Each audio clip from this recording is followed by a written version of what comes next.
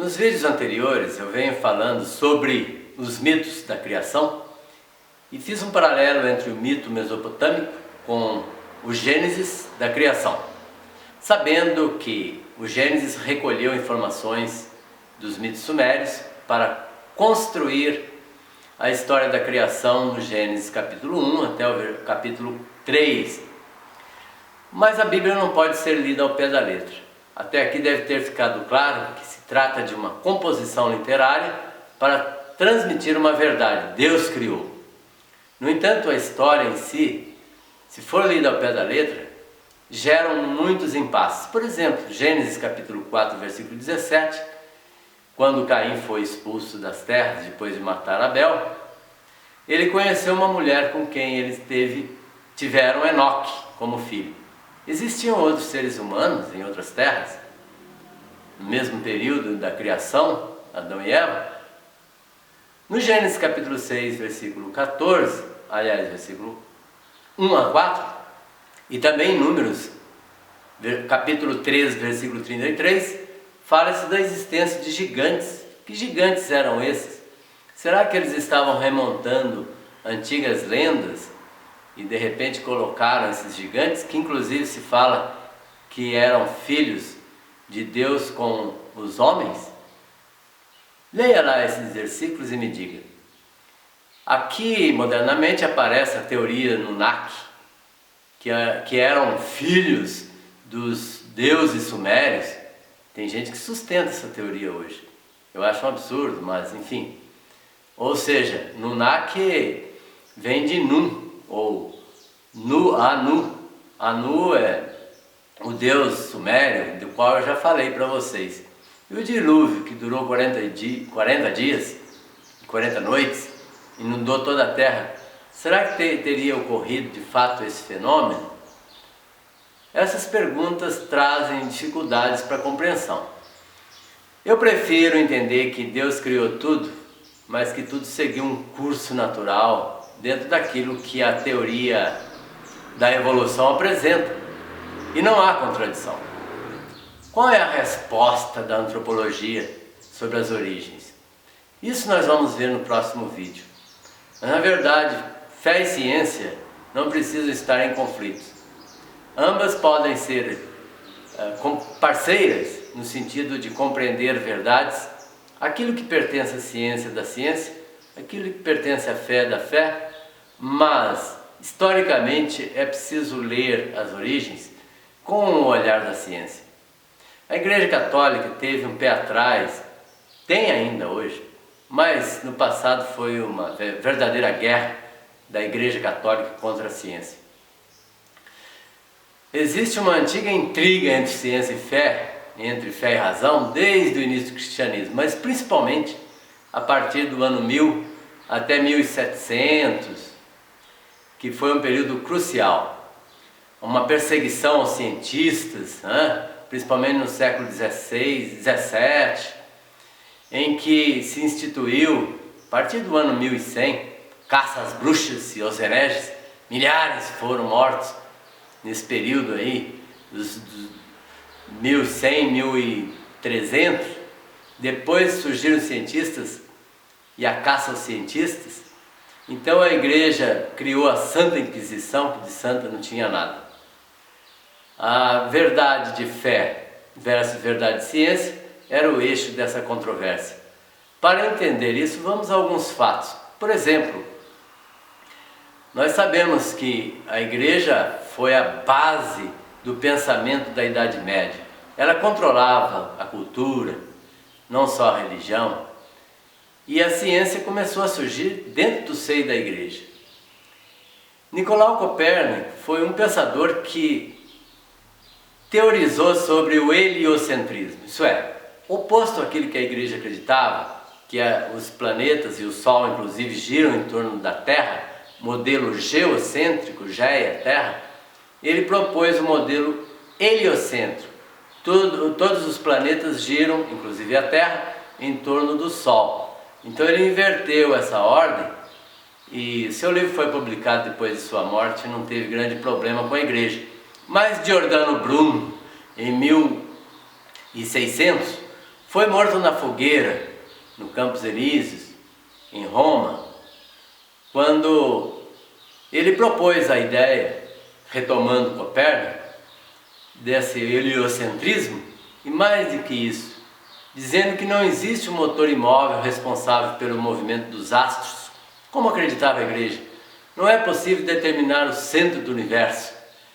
Ele foi queimado porque ele foi considerado herege ao dizer que o modelo heliocêntrico é correto e que é possível que no universo existam outras vidas e que elas também de lá, ao seu modo, louvam a Deus. Infelizmente, também Galileu Galilei, que deu asas a essa teoria, era muito amigo do Papa na época. Ele viveu em 1564 a 1642 e usou a luneta para comprovar, então, cientificamente, que o modelo heliocêntrico de Copérnico estava correto. Ele não foi punido pela fogueira porque era amigo do Papa, mas ficou preso, não é, com tornozeleira eletrônica, isso é, ficou exilado, ficou dentro da casa dele o resto da vida. E lá escreveu outras obras. Não podemos dizer que entre os séculos 17 e 18, o período da Revolução Científica, a Igreja combateu os cientistas e proibiu a divulgação de suas obras. Teve um Papa, se não me engano, foi o Papa Paulo IV, que escreveu um documento da Igreja Católica, né, proibindo os livros científicos, criando o Librorum Prohibitorum, né? Isso é, os livros proibidos.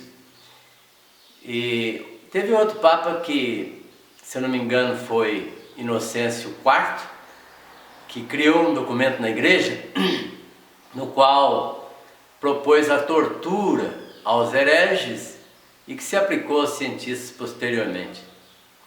No século XIX, ou a partir do século XIX, a Igreja começou a fazer uma aliança com a ciência, as pazes, né? Especialmente Leão XIII e Pio XII, promovendo um diálogo, mas sempre com o pé atrás. A teologia e ciência, atualmente, estão mais ou menos unidas, até certo ponto, porque existem ainda os defensores ferrenhos de uma leitura literal da Bíblia, o que eu não acredito possível, principalmente naqueles textos que nós estamos analisando, do Gênesis, dos 11 primeiros capítulos da Bíblia. Mas ela promove um diálogo com a ciência, e nós verificamos que João Paulo II, o Papa mais sensato do século, a meu ver, esteve no túmulo de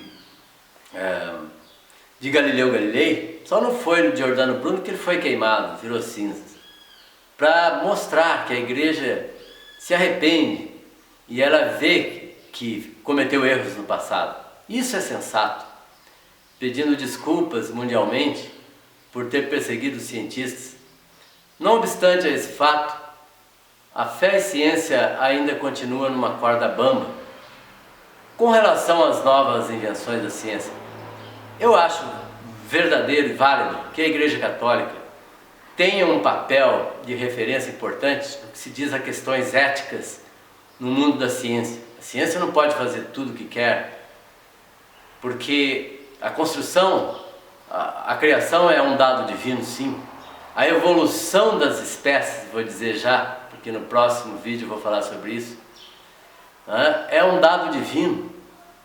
Então o debate entre ciência e fé deve se dar nesse campo ético, mas jamais no campo histórico, porque as evidências de que a teoria da evolução explica melhor como veio o universo à tona e o próprio ser humano é muito mais sensato do que considerar histórico o fato do paraíso terrestre.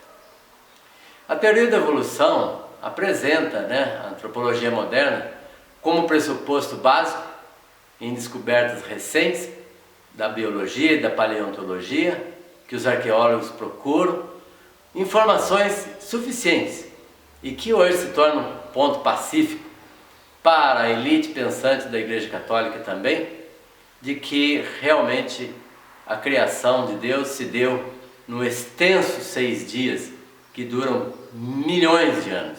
Sobre isso, me aguardem no próximo capítulo.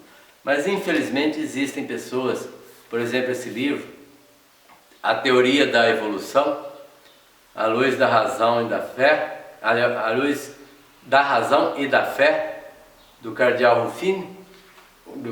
Ruffini, que é um negacionismo à ciência. Eu acho um absurdo, no tempo em que vivemos, ter esse tipo de negacionismo.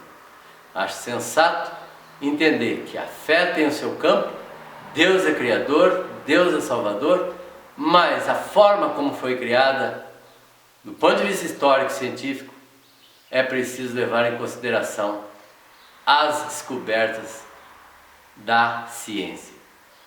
Me aguarde para o próximo vídeo sobre a teoria da evolução. Um grande abraço e até a próxima.